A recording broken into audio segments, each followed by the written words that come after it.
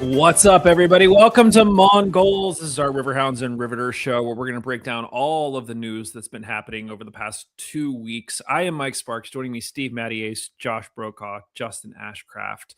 Guys, I know that we've kind of had this string of like back-to-back interviews. Last week was fantastic with Rob Vincent. If you guys did not catch that, make sure that you go check out the video on YouTube or go check out the audio wherever it is that you get your podcasts.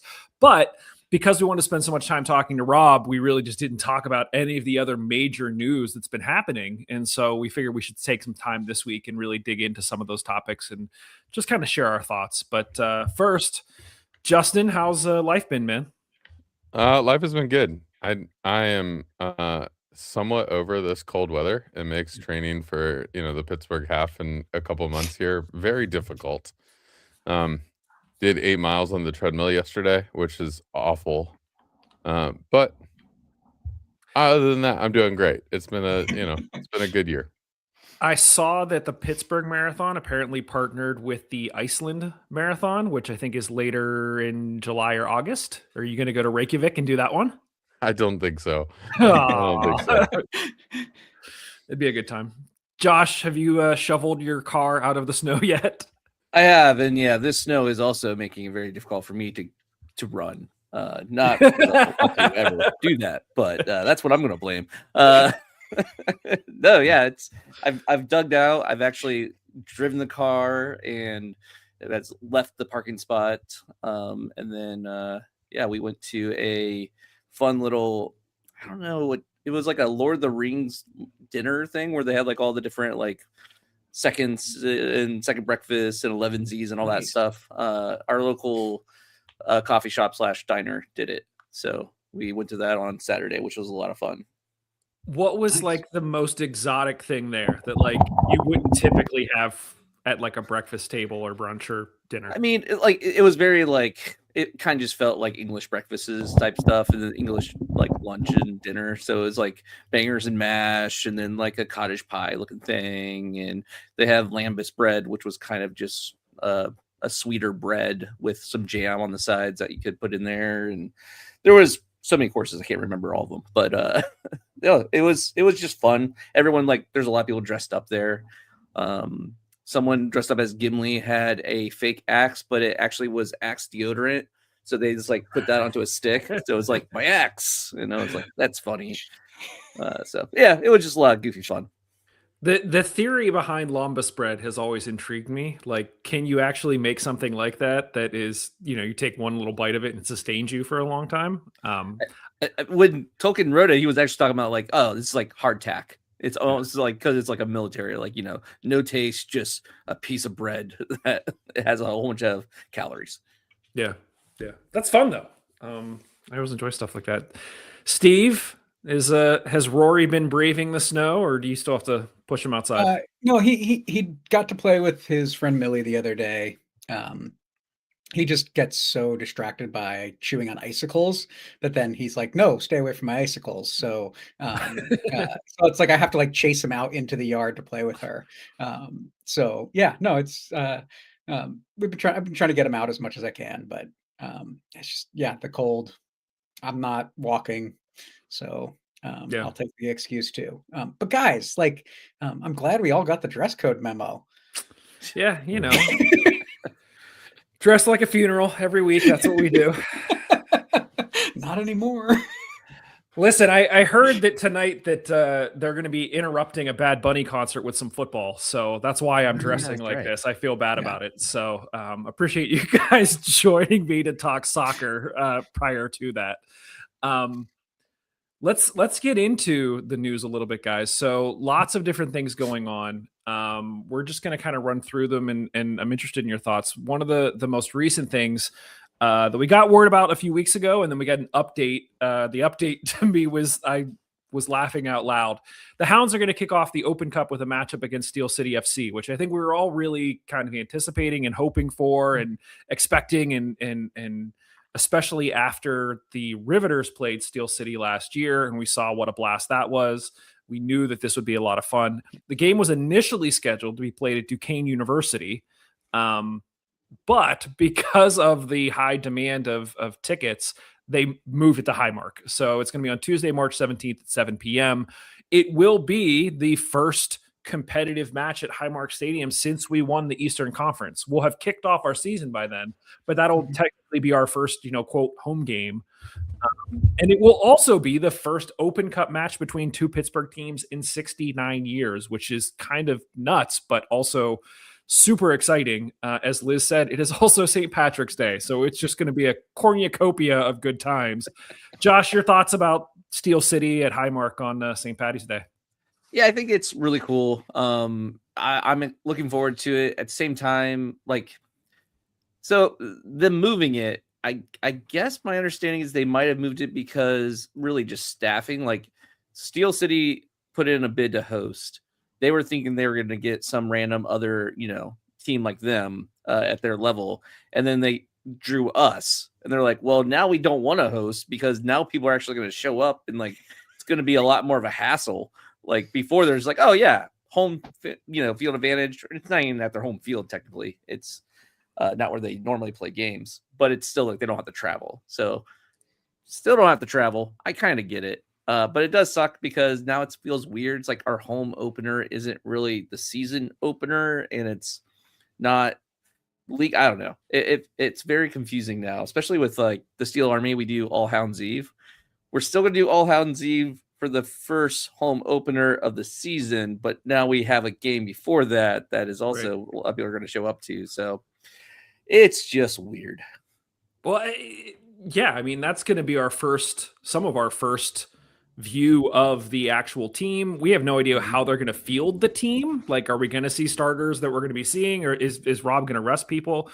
I know, Steve, we typically are fans of ideally always having the higher tier team go play at the lower tier location. Yeah. Does your feelings change at all since this is Steel City? I mean, theoretically, no. I think in a situation like this, though, it's a little bit different because it's not like we would have been traveling outside of Pittsburgh, and instead that team is like, no, we'll come to Pittsburgh. And so I think it's just a little different in that sense.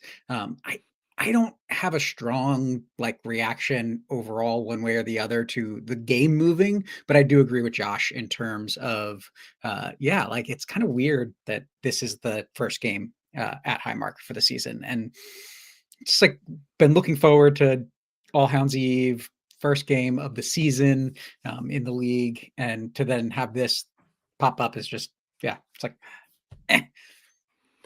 Justin, I know that it's way too early for us to predict this, but you have been privy to not just the show that we did last week with Rob Vincent, but also, we've shared some of the insight from what we've heard behind the scenes. How seriously do you expect Rob to take a competition like the Open Cup this early in his tenure? Yeah, I mean, I think he'll take it serious. I think he'll take this game seriously. I think you don't want to, there's league games around this, but you don't want to get off on a bad foot, and especially against the lower tier team. You want to win the game, move on.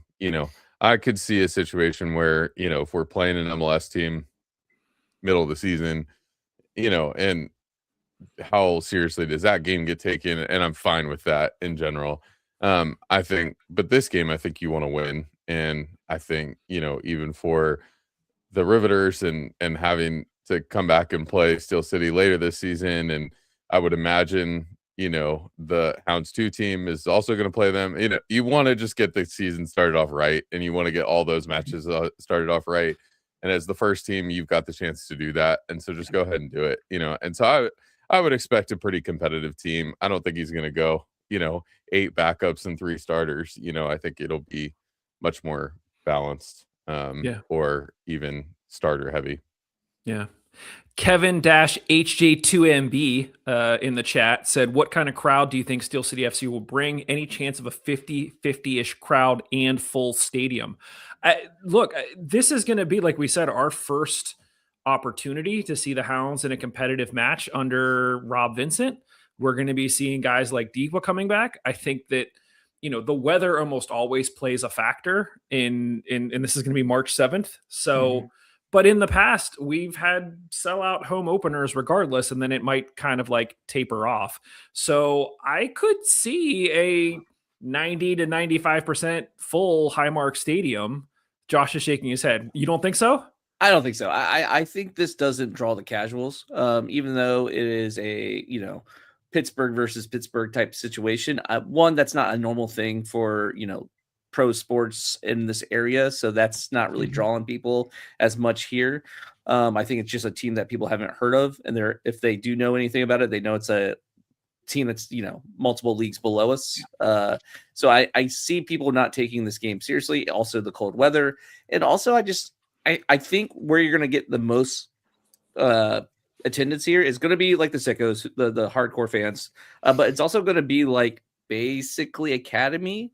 Like I could see Steel City's academy players showing up to this, and our academy kids, and I don't know what the tickets going to be like. Like maybe they give out a whole bunch of free tickets to their academy families. So if it does get busy, I think it's going to be mostly that, but the weather and the fact that it is just a lower league team, I think it's only going to be like 1,000, 2,000. I don't think it's going to be that well attended, but I'm also like, I think out of everyone I've talked to, I'm the one that's like the least number there. I'm the lowest number about everyone I've talked to. Yeah. Does any Steve, Justin, do you guys disagree with that? No. I don't disagree. I just think it's interesting because, like, yes, it's St. Patty's Day, but it is a Tuesday night, and so that always, like, no matter what, I feel like even when we play these in April, even when we play the Open Cup games in April on a school night, like, it is hard to get kids out there, and it is hard to kind of draw a crowd. I would guess more than 2,000. I think it depends how the two teams market the game and how well they market the game and how well they talk about it. And then what the price point of tickets is, how the tickets are sold. Because thinking about, like, if this was a Hounds home game, obviously, like, the season ticket holders would keep their tickets and all that kind of stuff. But I would imagine, they could do something more creative with the ticket. It could be $10 GA, and, sit where you want, that sort of thing. And they could draw a crowd that way. And I think they would draw a bigger crowd if they just, $10 general admission, sit where you want. You could get a pretty big crowd there. And then if you're giving away academy tickets for both teams, you could pretty easily get a good crowd. Yeah. Yeah, no, it's a great question. We appreciate Kevin for asking that. We will mention we are live and there are a lot of people in the chat adding questions, so we appreciate it. Keep it going. Let us know what you think. How many people do you think are going to show up for this one? Because it will be interesting. There's a lot of factors at play, but I do think that regardless, based on what we saw with the Riveters last year and what we know of Steel City as an organization, they do have diehard supporters. They have diehard families. There's a lot of youth in their academy that swear by Steel City and love playing for Steel City. So I think that this is just a great opportunity to see both programs continue to grow. And we know that our USL2 team is going to be in a pool, I believe, with Steel City as well. So this is just going to continue through the years on both the women's and men's side, which I think is fantastic. So jumping from the Open Cup, guys, to what now is officially the USL Premier. We have been calling it the USL Premier for months now. I think this was probably the worst kept secret in soccer, that this is what it would be called. But the USL officially came out with their pyramid and some structure around how they plan on rolling this out.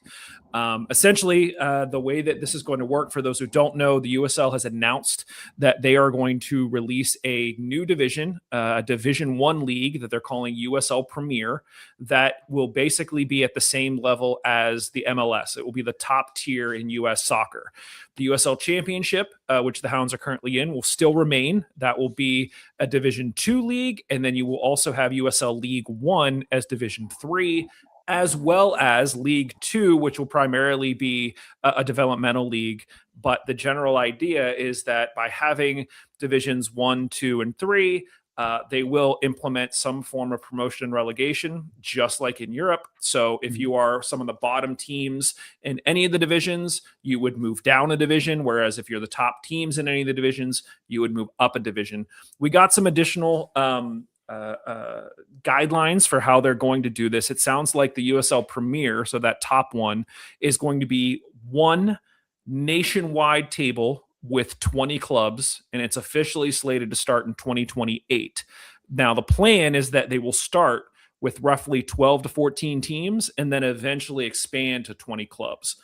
What was interesting was they said likely 8 current USL Championship clubs will move up to Premier, and then they will have 4 to 6 expansion teams to fill out that inaugural division. Justin, you are shaking your head. What are your thoughts on this? Only 8-ish current USL clubs moving up and then 4 to 6 new clubs. There's probably, and I probably don't say this literally, but there's probably almost nothing that makes me more angry than the North Carolina situation this past season when it comes to just how the USL operates. And the fact that they can, hey, we're not going to play, but we're going to apply for Premier when it comes. And if the USL listens to that at all, I think that it's just very frustrating to me. It's like there are clubs who are working their way up, and there are clubs who are doing what they need to do now, i.e. the Hounds. And those are the clubs that should be rewarded. The clubs that have put structure in, the clubs that have put sustainability in place, the clubs that have, been around for a long time, the clubs who have done the work. Those are the teams that should be rewarded by moving up into this new division. Now, I understand that there will probably be some of the clubs that we think should move up that won't have the stadium requirements, won't have all the stuff that they need to be in a Division I league. So I could see there like expansion teams being needed to kind of fill this out once all the stadium, all the stadium plans and all that kind of stuff for every team that is going to move up works out. But it just makes me very frustrated. That was the one thing that I'm reading this plan and I was like, no. It should be current teams that move up, and then you should be filling the championship with expansion teams. Josh, you've traveled a decent amount to support the Hounds. What are your thoughts on there not being like an East and West division, that this is literally going to be eventually 20 teams nationwide, and you would have a team like the Hounds that's traveling to play, maybe a team in Seattle or a team in Sacramento? I mean, it's not going to be that much more travel in the end. I mean, it is going to be more travel, but if we're just doing home and away for all the teams, you're traveling to each one of these other teams one time. You're not traveling, multiple times to go play Las Vegas or whatever. I don't think they're going to be in the Premier League, but you know what I'm saying. So I don't think it's a bad idea. And if you are keeping it at 20 teams, that's also kind of nice because right now we have more than 20 teams in championship. And I feel like this kind of gives it the ability to be a little bit more tight. And, I really want to balance schedule. I really want to be able to say like, okay, everyone played the same teams, the same number of times, and this is where we ended up in the final table. It's a lot more, bragging rights than if you are up at the top of that table, instead of being like, well, we played the same number of games as everyone else, but we didn't have to play, this team 3 times, but you guys did. That sucks. So that kind of stuff really just doesn't jive. And then also like, we played some really crappy West Coast teams. That's great. Where someone else is like, we had to play a lot of the top West Coast teams. That sucks. Right. So I enjoyed that.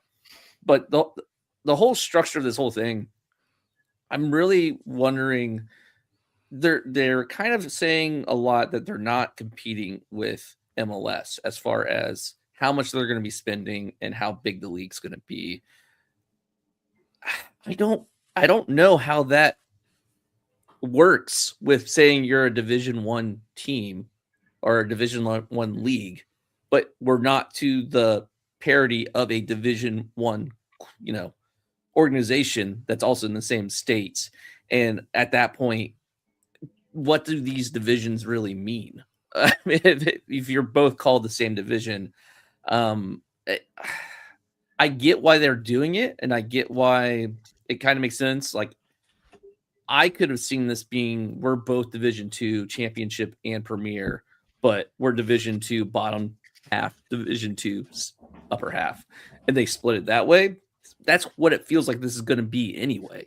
It's just we're going to call it Division One, and it's not really going to be to the standards that Division One is, at least with MLS, which irks me a little bit. Steve, I was having this conversation with one of my kids, and they were saying, well, because this is now Premier, we're going to be at the same level of MLS. We can go sign Messi now, right? Like, that's how this is going to work. And I said, no, but there's a number of factors that play into that, one of which obviously is broadcast rights, where right now Apple TV has MLS. It's kind of stuck behind a paywall. This presents an opportunity for the CBSs, the NBCs, whatever, if they want to get behind a Division One league in the US, then they could do that. And that has the potential to maybe inject a lot of money into things. This is getting away from the conversation about the structure a little bit, but that I want to circle back to. But just your thoughts in general on this idea of how we're kind of wading into this Division One setup in sense of just having, 6-ish current teams, introduce a few more, and then who knows over time get to 20. Yeah. So I think, the broadcast rights are the thing that we know nothing about moving forward. Right. But I think that that's the big pull for the league to be able to say, hey, we're doing a Division One league, and so we want you spending even more money than you're spending to join our league than what you would have a few years ago. So there's got to be a big carrot with that, and that's got to be broadcast rights for me, right? Like, and it's got to get into the league finally being willing to make some changes to their revenue sharing model, that it's not just sponsorships, that they move towards some of those expansion fees as well, and actually bring money to the table for the teams. And so I have big questions about where this is going to be available. And is this going to be broadcast TV? Is this going to be streaming? Is this going to be right? Like, we don't know. And so there's a lot of those questions. And I think a lot of that hints at what Josh was talking about, that, there's a big gap in terms of where this will start and where MLS is. But I also want to recognize that MLS started at the bottom with very little money going to players. And it's taken 30 years to get to the place that they are now, where they're getting that big money to be able to play, to sign players like Messi and pick your European import, right? Yeah. And so do I think the USL will be there in 30 years? Maybe. I don't know, right? Like, that's not the point, but it's just that, like, you've got to start somewhere. And I think, it will be below MLS in terms of level of quality, but I'm not convinced that means we're somewhere not quite Division One, because it's a different league, it's a different structure, it's different amounts of money, but it's starting somewhere, and that can grow. Yeah. Let's do this real quick, and then we'll get into the other parts of the announcement. We know that the Hounds are interested. They've submitted their paperwork to be one of those 6 championship teams to move up to the Premier League. We know there's a number of factors that could go into whether or not you get selected. One of the things being you have to have at least a 15,000 seat stadium. We know that you can prove that even if it's not in place, that you're working towards that. You might be able to get a flyer to get in. I'll just go around the horn. Justin, what other team, regardless of stadium, regardless of structure, do you think you'd like to see? What other championship team would you like to see playing in the USL Premier? What other team would I like to see? That's an interesting question. I mean, Louisville has to be there. They will be. Yeah. Josh? Charleston, I think, will be awesome, especially a historic team like that. Having them in the Premier would be really cool. Agreed. Steve? I feel dirty saying this, but like Detroit, aren't you? I want to keep playing Detroit and keep beating their butts. Let's beat Detroit at the top division that we can.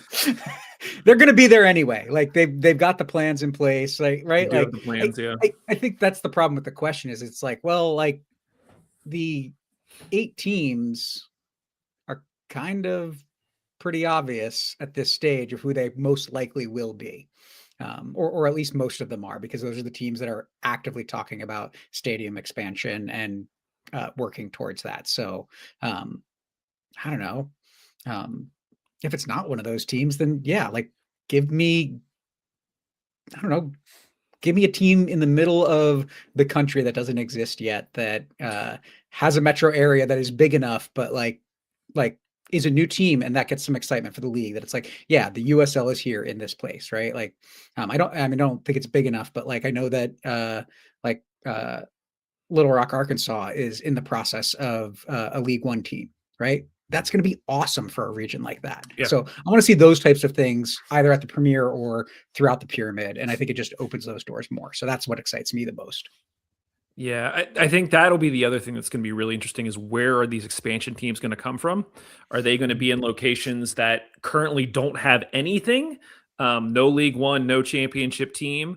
Are they going to be situations like there were rumblings about a USL team in Chicago to compete with Chicago Fire at the MLS level? Are you going to see some of these cities with multiple clubs, one in USL, one in MLS?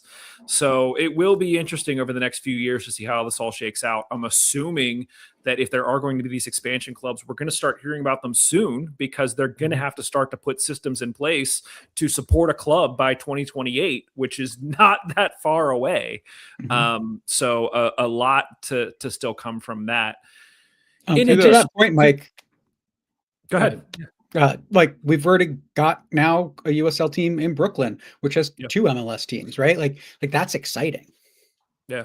Justin. I was going to make that point too. Similarly thinking, like, if you're the USL and you're truly wanting to compete against MLS, I think you've got to have Brooklyn in the top.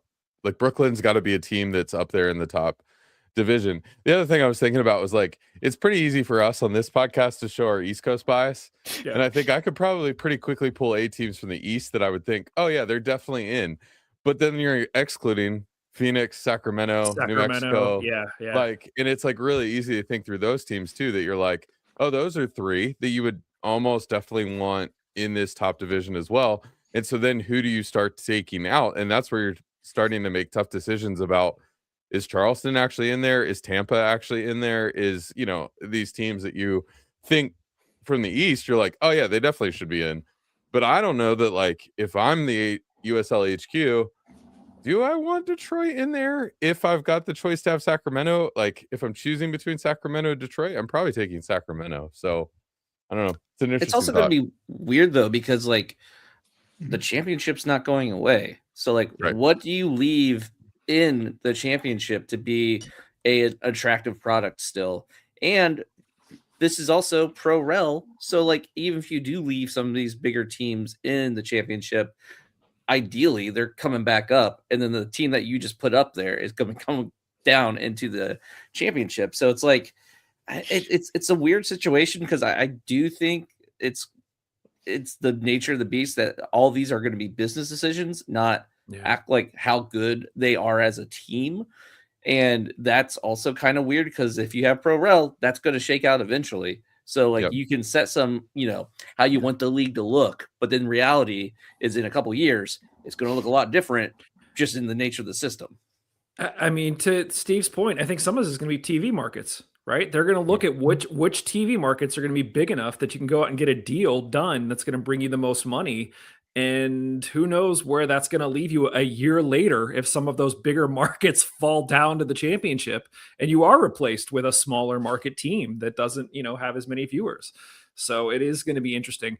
I think the thing that I'm most excited about, though, I was a little bit worried when they mentioned that they're going to have expansion teams in the championship. It totally makes sense for all the reasons that we discussed. But Steve, you mentioned, you know, a team in like Little Rock, Arkansas, or whatever it may be. This now makes soccer accessible to so many other cities and states that currently don't have anything, because you could start in League One. Like, what's the risk of starting in League One? And then if you're seeing that there is an interest, then you can get some additional investment, and there's an opportunity for you to rise through the ranks and eventually be a premier team. And so I think that's amazing. And I think we've said this on a previous show. I think that has a far larger impact on the overall growth of soccer in US than a kind of closed system the way the MLS currently works, because you have so many more teams within a network across the country that are accessible, that people can view and watch and be part of academies than we currently have, and that's a good thing. So the other thing that I wonder if USLHQ is thinking about too is one of the things you could throw out there to TV markets and all that kind of stuff is if you blow up the Jägermeister Cup to kind of the US Open Cup level, that it's like, okay, all of our teams, they're all in. And so we're all playing and we're all competing against each other rather than the current format of the Open Cup. Yeah. Oh man, there's so many things there, but I kind of wanted to turn the conversation towards another aspect of this and see what you guys feel, because I'm having kind of dread about this thought where either this goes really well, the markets, TV deals get made because it's compelling television to have this pro rel battles going on, more games that actually matter, and they start getting bigger deals for TV and that kind of stuff, and get a lot of traction. That almost scares me more, because then MLS has to respond. And if MLS is responding, what's stopping them just from coming in here and eating our lunch and just being like, hey, Louisville, we're going to let you into MLS at this price. It's going to be a really sweetheart deal. Hey, Tulsa, or, any big teams, we're going to poach all these big teams like they've done to championship already with like Orlando and all those guys, Miami. So like they can poach these teams at any time. And if they poach them, like I'm hoping either there's something in the contracts that USL is setting up with these teams that can happen, or we have a plan here, because it's either we succeed and we have MLS will try to screw us over, or it's kind of middling and MLS doesn't care because it's not hurting their bottom line. Either way, that's not the best situation, and I don't know how this turns out. Like looking 5 years down the line after we've had Premier League, like what's the response going to be? I guess I don't see success as something that MLS needs to be worried about. That it's offering different structures, different levels of investment.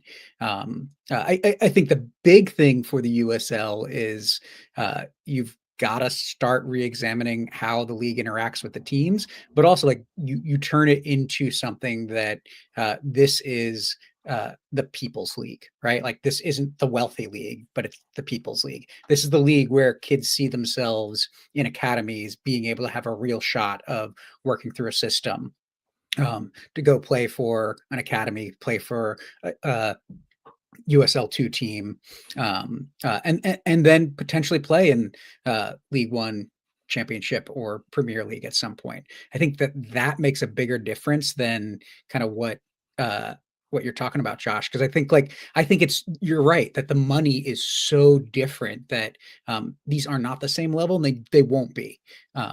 So don't go for that. If you're getting threatened by MLS, well, hey, that's kind of like you did something good, but I just don't see that happening, honestly, myself.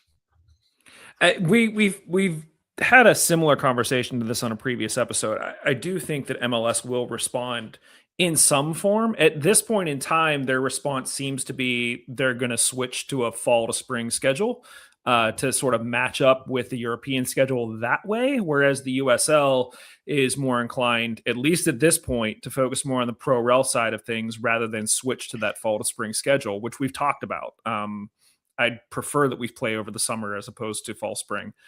But there's a very real chance that this becomes massive and MLS either tries to mimic it and build their own tree, or they try to buy USL and absorb it into their tree. And maybe USL Premier actually becomes Division 2 and Division 2 becomes Division 3 and they all feed into MLS. Who knows? There's a lot that can happen, Josh, to your point, 5 years down the road from now. But I think regardless, this is a good first step that I don't think I ever really thought we would get to. And so I'm kind of happy that we're here. We spent a lot of time here talking about kind of the premier level. The USL division, the USL championship will still remain as Division 2.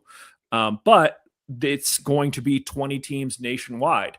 So again, it's not going to be this East and West. It's going to be very similar to what the Premier will be. So it'll be different from what we have now. And then right beneath that, you'll have USL League One, which will be Division 3. And that is just going to, it seems like there may be, I don't know what the limit will be. They haven't put a limit on teams, but they have said that it will be focused more regionally to allow clubs to compete closer to home, which totally makes sense. One of the biggest expenses that these teams face is travel and the logistics of housing players away from home. And so if you're starting in League One and you don't have as much money, then it makes sense to try to localize the competition so that clubs can spend more money on things like players or infrastructure to try to grow the club itself and hopefully make it up to something like a championship where maybe you have more money and it makes more sense to invest in that travel. So the one big thing as it relates to ProRel, they did address it in the article that came out in the New York Times, is that it at least at the start, they are going to have 2 teams that are promoted and relegated at launch. And eventually they will increase it to 3 up and 3 down once the Premier gets to 20 teams. I'm cool with that. I think starting with 2 makes sense. I think that it's going to be very interesting to see how, the clubs that move up from the championship, how they kind of manage the additional expectations that are going to come from a USL Premier. How seriously are these expansion clubs going to invest, and how well are they going to be able to manage as a club? Are they going to be up or down? Where is that going to fall? So I think there's going to be a whole lot of learning that we're going to see, at least for the first few years, of kind of feeling out, what does this look like? How does this work? How much sticker shock is going to happen for the first few teams that go down? What's going to happen if you have a club that has a, 5,000 seat stadium in the championship? Now all of a sudden they're getting promoted up and they have to swallow, how do we, take on a 15,000 seat stadium?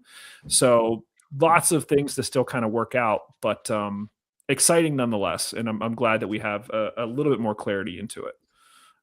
Guys, any additional thoughts on this whole pro-rel pyramid discussion before we move on to other stuff? The one thing that's interesting that you said there, Mike, is like what happens to the playoffs? Yeah. Are there playoffs? I bet you there's still playoffs. They haven't really said exactly how the pro-rel works, right? Like they say, like it's going to be the number of teams, but I imagine you still do the playoff thing where it's like, hey, these 6 teams at the top of the league play a playoff, and then the winner of that one also gets promoted. So that's your 3rd team that gets promoted. I think that would be the smartest way of doing it. And then the top 2 teams just go up. But then again, if the top 2 teams don't get to play in the playoffs, like, is that going to be weird to Americans being like, wait, we're the best team in the league, why don't we also get to compete for the playoffs? And it's like, well, that's bad. You don't want to be in the playoffs. You do it like Open Cup prize money. Playoffs. Yeah, I mean, it could be cool to put a little bit more weight on something like the Player Shield in each league. So if you win the Player Shield, you get promotion, and then there's still a playoffs, and then the top 2 teams from the playoffs. So it could be the Player Shield winning team that wins like the championship, but then the second play, whoever played in the final with them also goes up, or something like that. But then that brings up the question of how important is the playoffs at the Premier level? Like it probably has the same importance as it does at the championship level now. Yeah. So that might be something else that we see that adjusts once it comes into play. I mean, what's special about the playoffs is that it's seeded based on season performance. Maybe special is not the right word, but that's what it makes it unique. I think though that like there should be no playoffs, but put everybody in a qualified League Cup from the season before standing, like they do in the Premier League. Let the teams play each other in a playoff tournament that has real hardware that you can win. It doesn't have to be at the end of the season. It can be the following season. I think that's kind of fun. And I think Josh is right. I think there's going to be a USL Cup that is an Division 1 through Division 3, and all of those teams are able to play in it. And that to me, that sounds really fun. Yeah. You mean like Jägermeister Cup? But bigger with everybody. That, but not that. That, but not that. Isn't it no longer the Jägermeister Cup anyway? No, it was like It's not. Brinks or something like Brinks, that. Brinks tires. Yeah. Well, I'm sure that there will be a lot more to come on this topic. As we mentioned, USL HQ just kind of released this within the past 2 weeks, and so there's still a lot of stuff to figure out. Like I said, we know that the Hounds applied. Whether or not they get in, we'll wait and see. We're going to have a number of conversations with the team as we have thus far to try to get a sense of how we feel about it, and then we'll go from there. So much more to come on this. Guys, a couple of other last thing on that. Mhm. I just feel like the timing is so fast that doing this over the course of 2 seasons is insane. So I hope it's ready, but that's where my biggest doubt is. Yeah. There's going to be additional challenges that I'm sure that they aren't going to experience until they're actually in it. I know that they did hire the guy's name now escapes me, but he basically helped facilitate some of the pro rel over in England, and so he understands that process and may be able to bring some of those challenges with him so that we are prepared. But I could see it, at least in their mind, being like, well, Premier is just like the championship. It's just there's a few additional rules and that's it. And that might be the case, but it also might not be the case. There's going to be things that they haven't considered. So much more to come on all of that. Guys, the Hounds announced that Warren Agostini, who is a 16-year-old from Latrobe, PA, signed an academy deal with the first team. Last year, he played with Austin FC's U18 team. He's been part of the Hounds system for years. Josh, I know that we always talk about these young players coming in. Sometimes it feels like it's more of a marketing thing. Warren did get a shout out from, I think it was our first preseason game, for getting a shot on net along with Danny Griffin. How realistic do you think it is that we're actually going to see him in a game this year?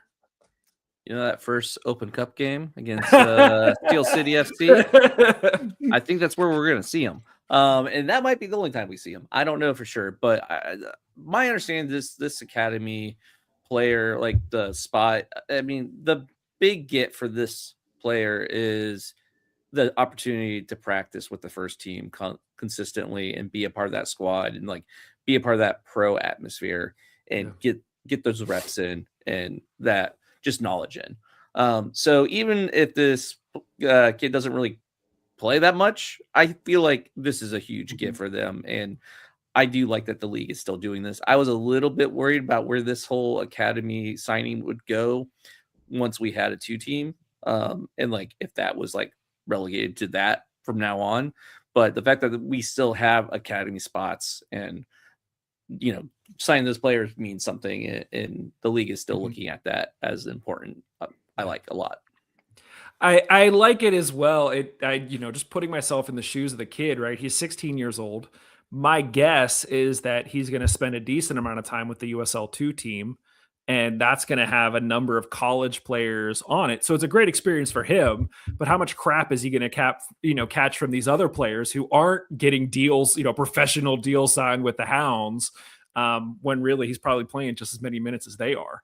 So I don't know. Justin, your thoughts on this? Yeah, I give a little bit of a counterpoint actually, knowing kind of this player's history a little bit, and so I don't know the player at all, so I'm not basing anything on the way he plays on the field, but just seeing some of the things behind this. This feels different than like some of the academy signings we've made before.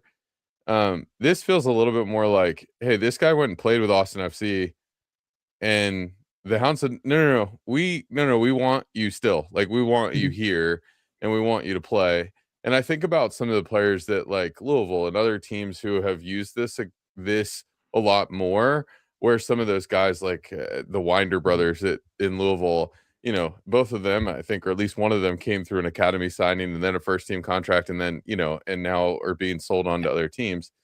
And so I just wonder if that's not what the Hounds are doing here. And so it goes along to me with the offseason of pleasant surprises that we've had so far this offseason. This feels like another one. This doesn't feel like, oh, we just grabbed one of our academy kids who we thought was pretty good and allowed him to play with the first team this year. This feels a little bit more like, no, he went and tested the waters a little bit. We said, no, we want you back. And so we're going to sign you to a first team contract on the academy level to hopefully have you around for a couple years. And so I think this is actually a bigger piece of news than maybe is let on a little bit. Yeah. Yeah. I can tell you, I personally got pretty excited about it because I was like, Latrobe, like there's a local group here that my kids went through the system. I coached at for years. It's called Loyal Hannah United, and it basically was a program for kids from Ligonier, Latrobe, and Derry. And so immediately I was like, did I coach this kid? Because he's like the same age as someone. I did not. I don't remember the name at all or anything like that. But part of me was like, hey, did I contribute to this kid's success? No, I did not. But there was a glimmer. So, Steve. I think Justin's got it spot on. And I'm going to kind of like weave this into the next topic. That he looks competent with the professional guys on the training field and in the preseason game. He was not out of place playing against Richmond. He was taking guys on. He was good with the ball at his feet. And so I think this is a guy that, like, will we see him a ton? I don't know, but I don't think he's there just to give him the training. I think they do see him as having the talent, and given the chances, they're going to give him some chances. I also, like, there were numerous trialists that were not playing in that preseason game that were sitting on the bench and didn't get a minute, but he got many minutes in that first preseason game. So I don't know what to make of that. I didn't talk to Rob about that, but he played quite a bit and looked pretty decent. I mean, you could tell he was a little bit less experienced, and he made some blunders that a younger kid is going to make in terms of his decision making. But then you also, like, one of the fun things is like watching the experienced players on the field give him insight and help him figure out what he needs to do better, and then seeing him do that on his next run. Yeah. I mean, to put it in perspective, he might have gone from, that preseason game to going home to do his AP physics homework because he's a junior in high school. So, like, the kid's juggling some stuff. Yep. Steve, you alluded to it. You were at one of the first preseason practices. I know you got to spend some time with Rob. You got to talk to Chico and Danny and Robbie, and just overall vibes of the team from kind of being there at practice and being around the guys. Oh, it's so fun. Like, there's no other way to describe it. It's just light.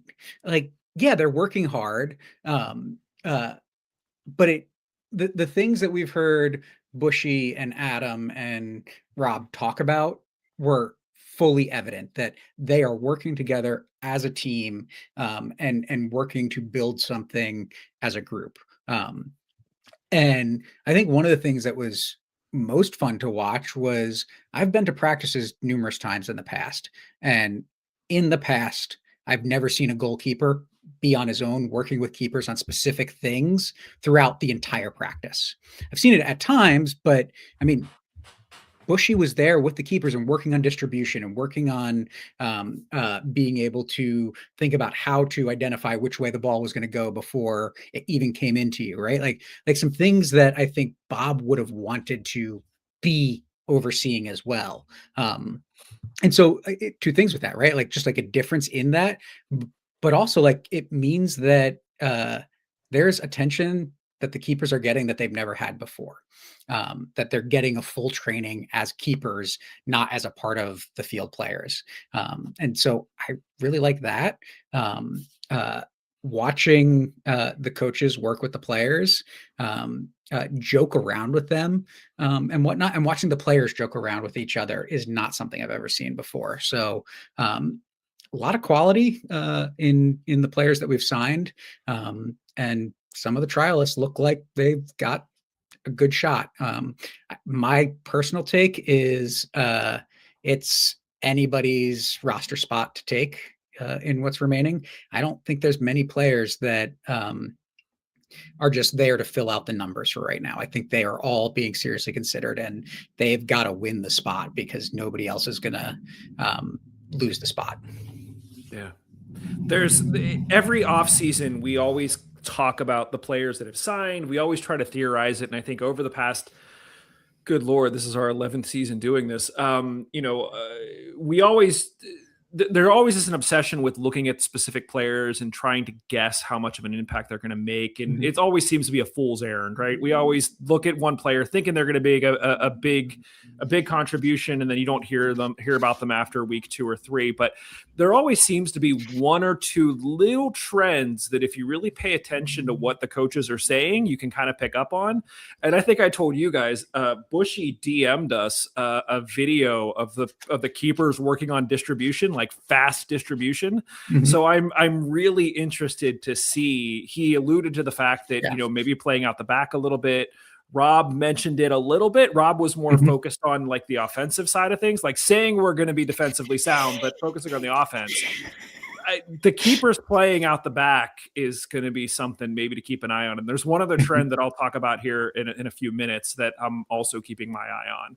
But so far so good. It's preseason. Like there's only so much we can glean from it, which kind of segues into, guys, we've had 2 preseason games so far. Both of those are wins. Again, we've been around the block enough to know that like this doesn't mean anything. Like it's great. We got wins. We beat the Richmond Kickers 2-0 at Montour. Brigham Larson and a trialist got the goals. 22 players in total saw game time, so lots of minutes like Steve said. We then went to Indy. We beat them 3-0 on the road. Chico, Elliot Goldthorpe, and a trialist got the goals. What was interesting was the press release said that only 3 players played more than 45 minutes. Can you guys guess? They didn't say who. But any guess as to who those 3 players were that played more than 45 minutes? Josh, pick a player. I'm guessing. I want to say Mertz, but I think Mertz didn't play at all, didn't he? Didn't he? Okay, so he didn't play at all. So I guess maybe Walty. Okay. Do you have inside info, Mike, or no? No, I don't know. Oh, I'm just okay. saying, if you had to guess, what 3 players played more than 45 minutes? Josh guessed Walty. Steve? Left back trialist did. Come on. No, I'm serious. I know you were there. This doesn't count. No, I wasn't at this. I wasn't at the Indy game. Oh, okay. Yeah. But Junior just got back and is not fully fit, like not fully in play more than 45-minute shape right away, right? Like it was the trialist that was playing there for the spot to be his backup. This feels unfair. I don't like this. Justin, if you had to guess who played more than 45.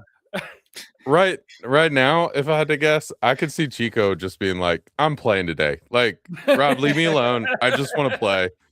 I'm having fun. Let me go do some stuff today. Yeah, I could see him convincing the coaching staff that he needed a good 47 minutes. 48 minutes. A solid 47 minutes. And the beautiful thing about it, doing the like sub off signal, like, yeah, I'm good. All right. the beautiful thing about it though is, at least in the first game, the other forwards all got significant time and like were put in positions where it's like, no, you have to be the guy. You've got to be the guy attacking the ball, driving at the defenders, getting yourself into the box. You're not like it was much more direct than I think we've ever seen. And that expectation was for everybody, not throw in a different player and have them do what you think you might have them do mid-season while your starting forward is on the field with them as well. So yeah. Look, Larson got a goal and I think he got the assist in that first game. So, good to see. Steve, quick question, because you were there for the game. Were we playing 2 up front? At times, yeah. Okay. The way that it kind of played out on paper, I mean, especially in the second half, when Goldthorpe and Larson were on the field together, it was a true 2 forwards and 2 real forwards. First half, Chico was out there, and there were other players that were moving up next to him, but dropping back a little bit at times. So not 2 out and out forwards. Interesting. Next up, guys, we have Loudon at Montour on Friday. The other news that we got was that we also added Duquesne to the preseason list. So our remaining games, which this is really tough to read, I just put up on screen, but we have Loudon on Friday, Duquesne the following Wednesday, Lexington on Saturday, and then famously we have WVU on a Friday and Pitt the following day, right before the season kicks off. So that'll be very interesting for us to manage. Steve, you mentioned a name, and this was the other trend that I think is really interesting to me, kind of reading between the lines, is Elliot Goldthorpe. He is getting name dropped by coaches in a way that is very similar to what we heard from Charles All last year. And now he has a goal in the preseason. He scored in that Indy game. They originally, when we had Rob on, he was talking about him almost like he was like an attacking midfielder in the same vein as a Robbie Mertz or a Charles All. It sounds like he might have been pushing forward even further, playing next to Chico. My question is, if we have another attacking midfielder, like who does he supplant? Because that's our deepest. That's like one of our deepest spots is that midfield position. Who do we not play? That's what we've wanted, isn't it? Right? Like that's the decisions that Rob has to now make, that I've got 5-6 guys for 4 spots and they are all deserving. So how do I make the decision? Not here's my starters. Oh, and this guy who's fresh out of college doesn't have pro experience really. Going to mold him into a backup that is like for like. We've got options.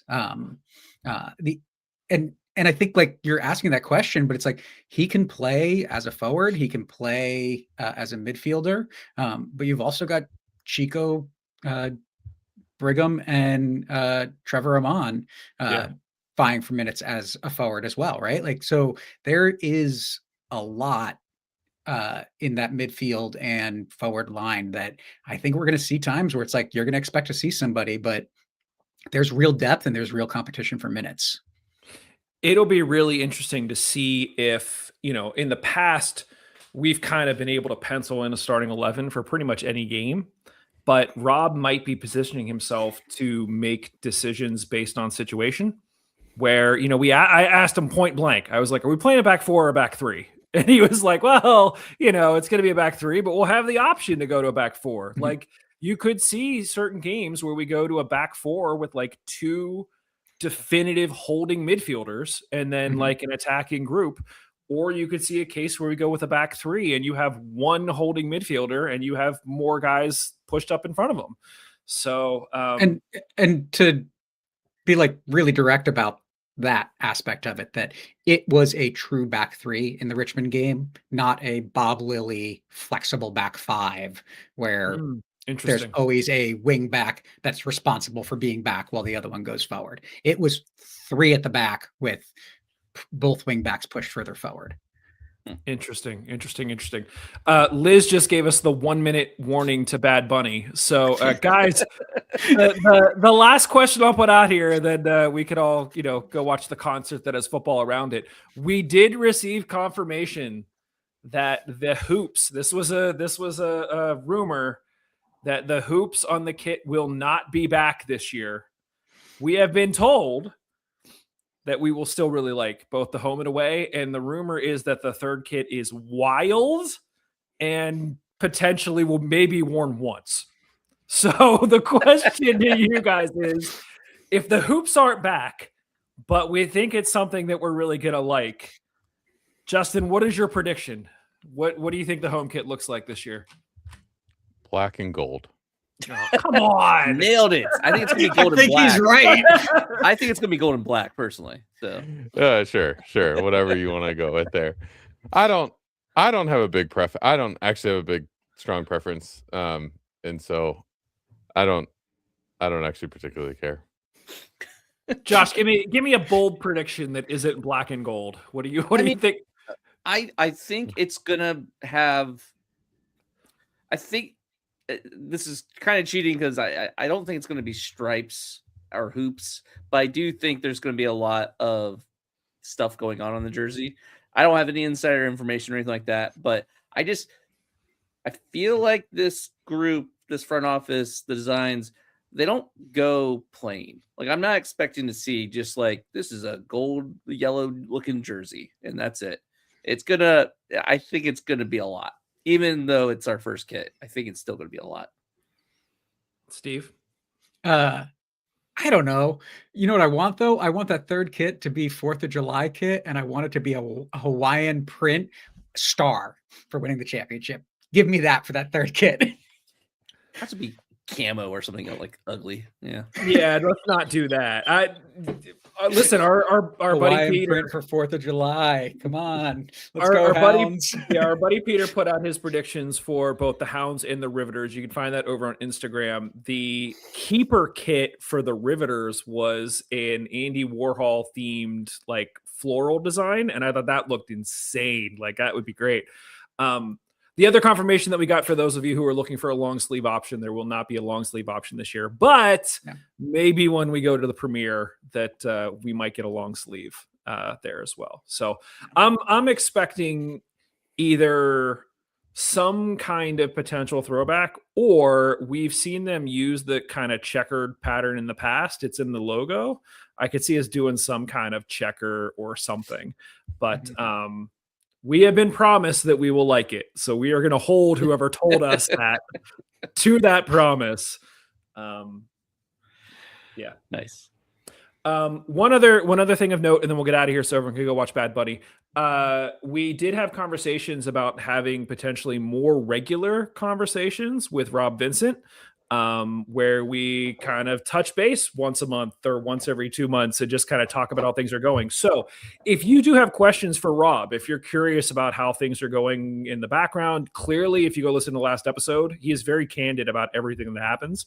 So any questions that you have, any comments that you have for Rob, send them over to us, mongols3@gmail.com. You can also leave a comment on any one of these videos. We will collect them and we will save them for those conversations with him. I know he loves getting stuff like that. So do send them over. And, we can even do fun stuff too. If you want to do like a voice note or you want to like do a recording on your phone and email that to us, we can even play it for him live. So it's like you're asking him the question and we can have some fun with it. So we will let you know in advance of when those discussions are happening so that you can join live in the comments and add questions there as well. But if you do send them to us, we'll just hold on to them and we'll bring them up with him then too. So, I think next week we're looking to have somebody else from the front office back with us. So if you do have any questions for the rest of the front office, you could probably guess who based on everyone else that we've already talked to. The list is getting smaller by the week, but we're also getting much closer to the beginning of the season by the week. So lots more to come. Guys, any kind of final thoughts before we get out of here? Those preseason games at Highmark are going to be brutal. If the weather doesn't really get warm. Be cold. Tuesday we have a heat wave. It's going to be in the 40s. So like, get your sunscreen and your beach towels. Not joking though. I'm looking forward to 40. Yeah, seriously. So. All right. Well, guys, thank you. This was a lot of fun, as it always is with this group. We do appreciate everybody who watched and listened and shares their thoughts. Share this with people who are interested in soccer, especially soccer in Pittsburgh. Spread the word. Let's expand the conversation and continue to have some fun with it. Like we said, we're probably going to have more people from the front office on. So if you do have questions or comments that you want to share, you can send them to mongols3@gmail.com. Otherwise, thanks, everybody. We will be back with more Hounds and Riveters stuff for you very, very soon. Later. See ya.